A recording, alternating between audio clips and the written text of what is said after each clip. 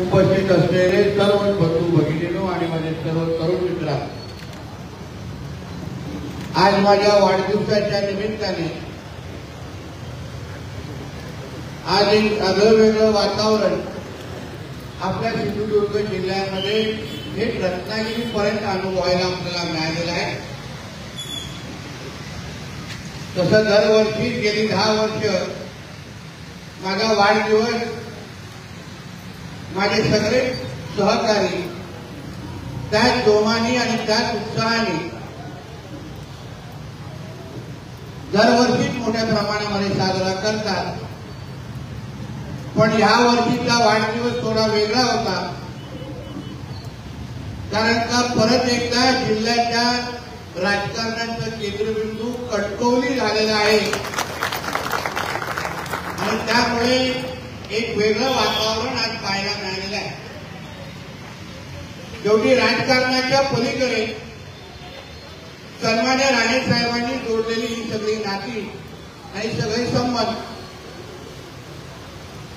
आणि आम्ही त्यांच्या विचारांवर काम करणारे चालणारे सगळेच कार्यकर्ते,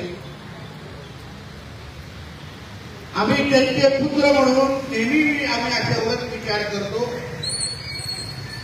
की माझ्या राजकीय सामाजिक प्रवासामध्ये कुठली नवीन नाती संबंधी अगर मी जोडू शकलो असलो किंवा नसलो, पण तरीही राणे साहेबांनी जोडलेले नाते आणि संबंध हे टिकवण्याचं काम हे माझं परम कर्तव्य स्वीकारून मी आतापर्यंत काम करत आलेलो आहे।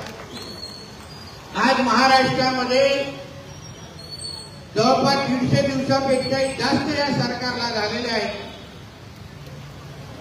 आणि तुम्ही निवडून दिलेले आमदार तुमच्या सगळ्यांच्या सहकारी ज्या 2 मंत्रिपदाची जबाबदारी स्वीकारून काम करतोय ते पहिल्या 100 दिवसामध्ये पहिल्या 5 क्रमांकाचं मंत्रिपद आहे।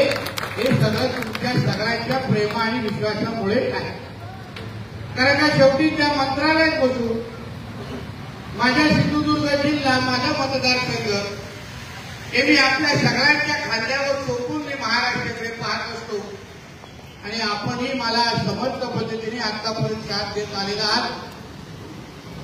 आता तर मॅचची सुरुवात आहे, शेवटचे 5 सुरुवातीचे 5 ओव्हरच झालेले आहेत, अजून पूर्ण 50 ओव्हर बाकी आहे आणि सुरुवातच आपली एवढी दमदार झाली असल्यामुळे 29 पर्यंत विचार करा महाराष्ट्रामध्ये आपण काय वातावरण करू याचा फक्त अंदाज तुम्ही सगळ्यांनी घ्या। शेवटी आपण सगळेजण राणे साहेबांचे ठावे आहोत।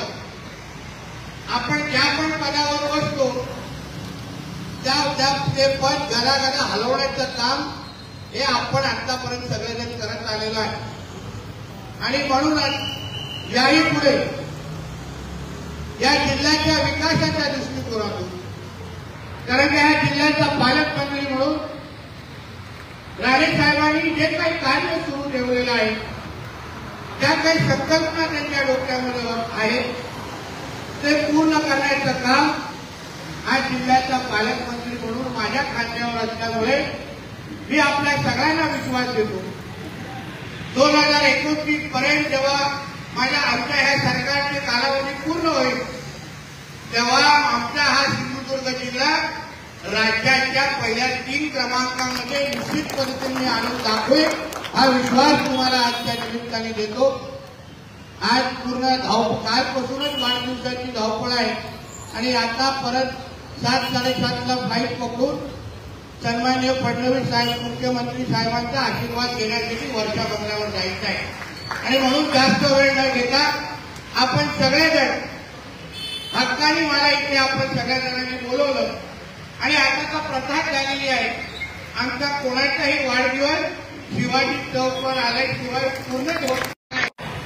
जिल्हा परिषद, पंचायत समिती, नगरपालिका सगळ्या निवडणुका येणाऱ्या काही कालावधीमध्ये आहेत आणि म्हणूनच पुढच्या वर्षी जेव्हा अशाच माझ्या वाढदिवसाला एकत्र आपण जमू तेव्हा या व्यासपीठावर असंख्य पद असल्याने माझे सहकारी माझ्या खांद्याला खांद्या लावून उभे असतील, हा विश्वास आजच्या निमित्ताने मी व्यक्त करतो.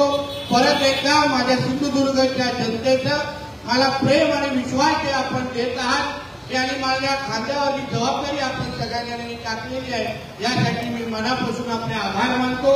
माझ्या सगळ्या सहकार्याचे त्यांचे तुमच्या सगळ्या जणांचे पण मनापासून आभार मानतो. इथेच सांगतो. जय हिंद, जय महाराष्ट्र. धन्यवाद साहेब. आपण या ठिकाणी उपस्थित राहून आपलं मनोगत व्यक्त केलं, मार्गदर्शन केलं, मनपूर्वक आभार मानतो. पुन्हा एकदा आपल्या वाढदिवसानिमित्त आपल्याला मनपूर्वक शुभेच्छा देतो. आणि उपस्थित सर्वांना विनंती आहे, अगदी काही वेळातच